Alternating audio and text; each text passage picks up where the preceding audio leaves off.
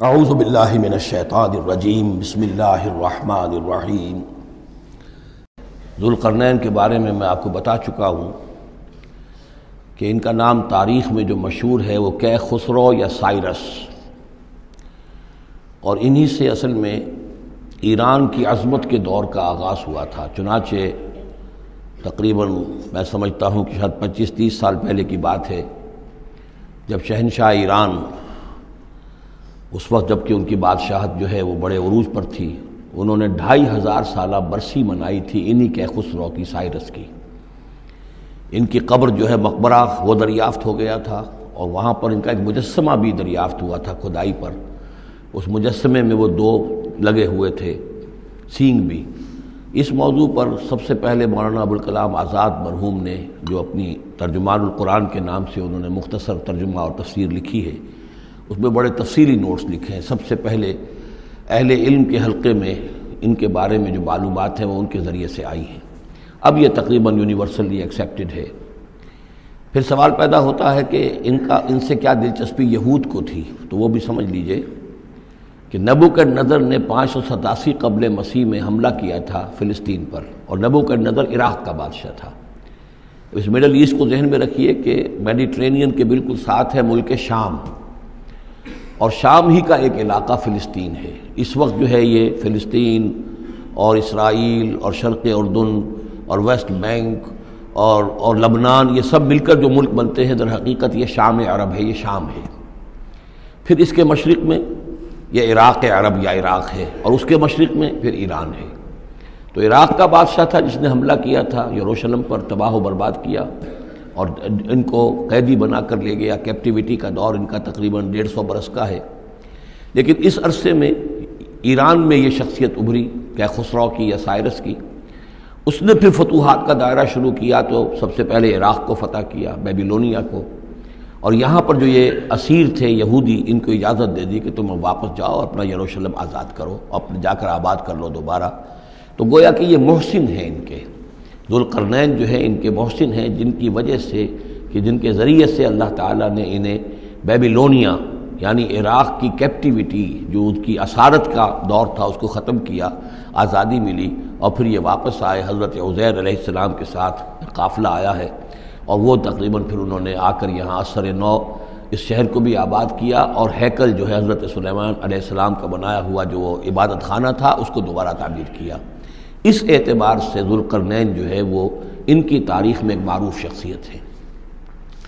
تاریخ سے معلوم ہوتا ہے کہ انہوں نے پھر ایران کی پہلی حکومت کو کنسولیڈیٹ کر کے پارس اور مادہ کو ملا کر ایک سلطنت ایران بنائی۔ پھر ان کی فتوحات کے 3 دائرے ہیں۔ مغرب کی طرف میڈیٹرینین تک پورا علاقہ فتح کر لیا۔ مشرق میں پھر یہ ہمارا جو مکران تک کا علاقہ ہے، یہ سارا کا سارا علاقہ ایران کے ساتھ ہی ملتا ہوا ہے، بلوچستان، مکران، یہ پورا علاقہ انہیں فتح کیا۔ ایک مہم ان کی شمال کی طرف گئی، بحیرہ کیسپین جو ہے، اور ادھر سے جو وہ بلیک سی ہے، بحیرہ اسود، ان دونوں کے درمیان جو پہاڑی سلسلے ہیں، یہ شمال کی طرف جو ہے تیسری مہم گئی۔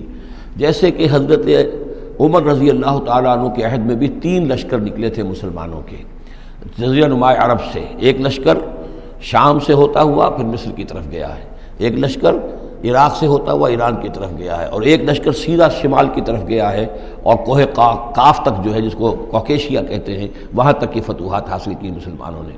تو تقریباً یہی سمجھیے کہ ایک بلو پرنٹ تھا، جو کہ یعنی ہمارے اس دور خلافت راشدہ سے جو سمجھیے کہ لگ بھگ کوئی 2000 سال قبل جو ہے یہ واقعہ پیش آیا ہے، یا بلکہ اس سے کم، کوئی 1500 سال قبل یہ واقعہ پیش آیا ہے۔ اور یہ ذوالقرنین جو ہے یہ یہاں پر ایک بڑی عظیم سلطنت کے بانی بنے، لیکن نیک آدمی تھے۔ اور معلوم یہ ہوتا ہے کہ یہ اصل میں جو کہانیاں ہیں، یہ ان کے داستانیں ہیں کہ ان کو قتل کیا جانا تھا۔ یہ کہیں شہزادے تھے کسی چھوٹی سی مملکت کے، اور وہاں سے ان کو کسی نے بچایا کسی طریقے سے، اور پھر یہ صحرا میں رہے روپوش، اور وہاں کسی نبی کی تعلیم سے ان کو آشنائی ہوئی ہے۔ ہو سکتا ہے کوئی اسرائیلی نبی ہی کی تعلیم ہو، یہ بھی ہو سکتا ہے کہ زرتشت جو ہیں وہ بھی کوئی اللہ کے نبی ہوں اور ان کی تعلیم ان تک پہنچی ہو، لیکن خود ان کا کردار جو قرآن پیش کر رہا ہے وہ بہت ایک نیک، مومن، صالح، ایک بندہ مومن، اس کا کردار ہے۔ یہ کردار جو ہے کسی بھی درجے میں 1% بھی جو ہے وہ کسی اور دوسرے فاتح پر یا کسی اور حکمران کے اوپر جنہیں بھی ہم جانتے ہیں تاریخی اعتبار سے ان پر منطبق نہیں ہوتا. یہ انہی کی شخصیت ہے. وَيَسْأَلُونَكَ عَنِ ذِي الْقَرْنَيْنِ، اور اے نبی آپ سے پوچھ رہے ہیں ذوالقرنین کے بارے میں. قُلْ سَأَتْلُو عَلَيْكُم مِّنْهُ ذِكْرًا، ان سے کہیے میں عنقریب تمہیں اس کے بارے میں کچھ حالات بتاتا ہوں.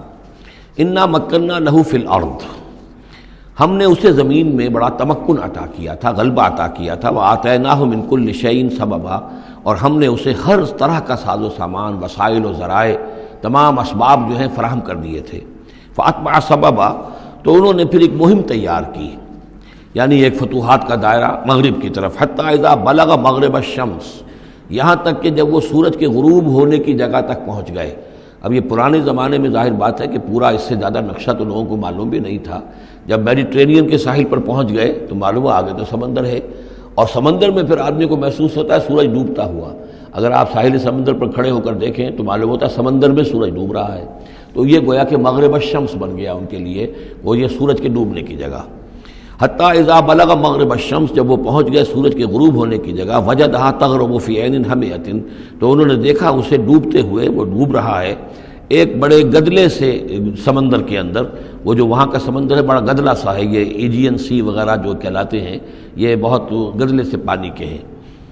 ووجد عندہا قوما، اور وہاں انہوں نے ایک قوم کو پایا مراد یہ کہ اس قوم پر انہیں فتح ہوئی، جنگ ہوئی، انہوں نے ان کو شکست دی، اور وہ قوم گویا کہ اب ان کے رحم و کرم پر ان کی گویا کہ وہ محکوم ہو گئی.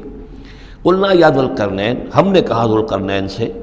اب یا تو یہ کہ یہ شاید نبی ہوں، واللہ عالم، تو اللہ تعالیٰ کا اس طریقے سے براہ راست ان کو وحی کرنا. لیکن غیر نبی کو بھی اللہ تعالیٰ الہام کے ذریعے سے، جیسا کہ ہم نے دیکھا کہ وہ تو شہد کی مکھی کو بھی لفظ وحی آیا ہے. تو یہاں آیا ہم نے کہا اے قرنین، اور یہ بھی ہو سکتا ہے یہ صورتحال کی تعبیر ہو کہ گویا کہ وہ حالات زمان حال سے یہ کہہ رہے تھے. قلنا یا ذوالقرنین اما ان تعذب و اما ان تتخذ فیہم حسنا، کہ یا اے ذوالقرنین تمہیں اب پورا اختیار ہے، چاہو تو یہ جو مفتوح قوم ہے تمہاری اسے تم سزا دو، عذاب دو، ستاؤ انہیں، یا یہ کہ تم ان کے اندر اچھی روش اختیار کرو، ان کے ساتھ حسن سلوک کرو. قال، انہوں نے کہا اما من ظلم، جو کوئی ظالم ہے، بے انصاف ہے، ہو سکتا ہے اس سے مراد کفر اور شرک بھی ہو. فسوف نعذبہ ثم یرد الی ربہ فیعذبہ عذابا نکرا، تو اسے تو ہم عذاب دیں گے، سزا دیں گے، اور پھر وہ لوٹایا جائے گا اپنے رب کی طرف، پھر اس کا رب اس کو عذاب دے گا جو اصل عذاب ہے، برا عذاب، سخت عذاب. واما من آمن وعمل صالحا، اور جو لوگ ایمان لائیں گے اور یقین کریں گے حقائق پر، اللہ کو مانیں گے، وعمل صالحا، اور نیک عمل کریں گے، فلہ جزاء الحسنی، تو اس کو ہم اچھا بدلہ بھی دیں گے. وسنقول لہ من امرنا یسرا، اور اس سے ہم اپنے معاملے میں بھی نرم بات کریں گے.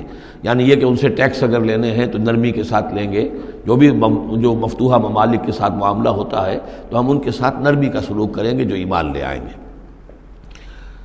ثم اتبع سبابا، مغرب کی طرف سے فارغ ہو کر پھر اب یہ مشرق کی طرف گئے. پھر انہوں نے ایک اور مہم کا بندوبست کیا. حتیٰ اذا بلغ مطلع الشمس، یہاں تک کہ جب وہ سورج کے طلوع ہونے کی جگہ تک پہنچ گئے. اب یہ جہاں تک تاریخی طور پر ثابت ہے وہ صرف مکران کے علاقے تک اتنی دور تک آئے ہیں، واللہ عالم.